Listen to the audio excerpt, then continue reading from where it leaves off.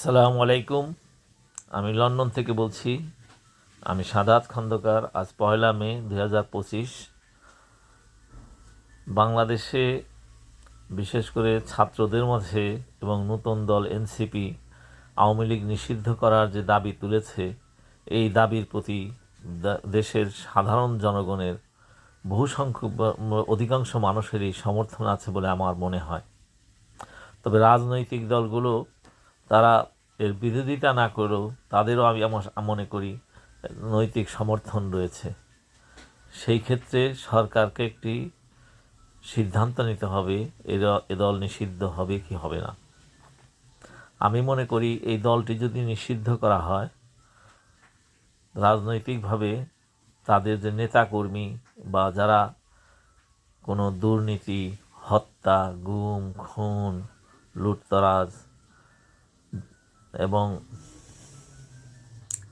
অন্যান্য গুরুতর অপরাধের সাথে জড়িত নয়, তাদের সবাইকে ক্ষমা করে দিলে দল নিষিদ্ধ হলেও তারা রাজনীতি করার সুযোগ পাবে এবং যারা এইসব গুরুতর অপরাধের সাথে জড়িত তাদেরকে বিচার করতে হবে।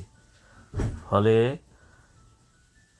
এছাড়া রাজনৈতিক দল হিসাবে যদি এটা নিষিদ্ধ না করা হয়, তবে আজ হোক কাল হোক যারা এই জুলাই বিপ্লবের সাথে জড়িত, আওয়ামী লীগ যদি ক্ষমতায় বৈধ বা অবৈধ ছলে বলে কৌশলে তারা ক্ষমতা দখল করতে পারে এবং ভারতে অধিপত্যবাদী রয়ের এজেন্ট এবং আওয়ামী লীগ মিলে এই জুলাই বিপ্লবের যারা জড়িত ছিল তাদেরকে বিচার করবে এবং তাদের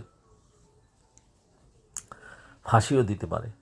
অতএব দল হিসাবে আওয়ামী লীগকে অবশ্যই নিষিদ্ধ করা জরুরি আমি মনে করি এবং এই ক্ষেত্রে সকলের সহযোগিতা দরকার। কিন্তু আমাদের দেশে এক শ্রেণীর বুদ্ধিজীবী আছেন, তারা দেখি বলেন আমরা আওয়ামী লীগ ব্যক্তিগতভাবে নিষিদ্ধ করার বিপক্ষে, কিন্তু সরকার যদি নিষিদ্ধ করে তখন আমরা কথা বলবো না। এবং এরা আসলে নিষিদ্ধ করার বিপক্ষে ব্যক্তিগতভাবে বললেও এরা মূলত নিষিদ্ধ করতে চায় না এবং এরা জুলাই বিপ্লবের সাথে জড়িত যারা, তাদের প্রতি কোনো রকম এদের সিম্পাথি নেই। যখন এদেরকে ফাঁসি দেওয়া হবে বা এদেরকে বিচার করা হবে, আজ হোক বা 20 বছর পরে হোক, তখন এরা শুধু চেয়ে চেয়ে দেখবে, তখন আর কিছু করতে পারবে না। ফলে এখনই তাদেরকে আমি মনে করি আওয়ামী লীগ নিষিদ্ধ হওয়া উচিত এই দিক থেকে।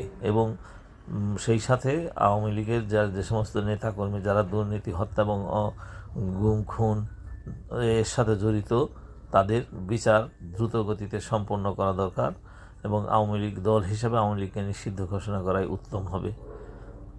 আপনার সকলকে ধন্যবাদ। আসসালামু আলাইকুম রহমতুল্লাহ।